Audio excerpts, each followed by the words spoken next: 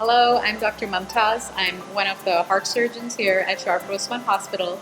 This is our new Heart and Vascular Center. I'm standing here in the open heart surgery room.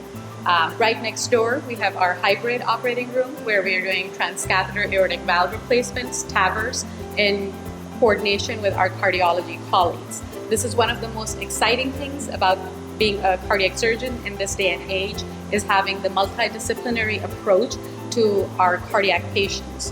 We work together in combination with cardiologists, interventional cardiologists, echo specialists, and provide the highest level of care to our patients.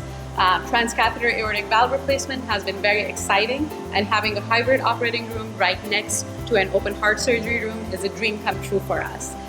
In this open heart surgery room, we have all the newest technology available to us. You can see all the monitors here in the back. We have new echo machines that are able to help us perform surgery to our best capabilities.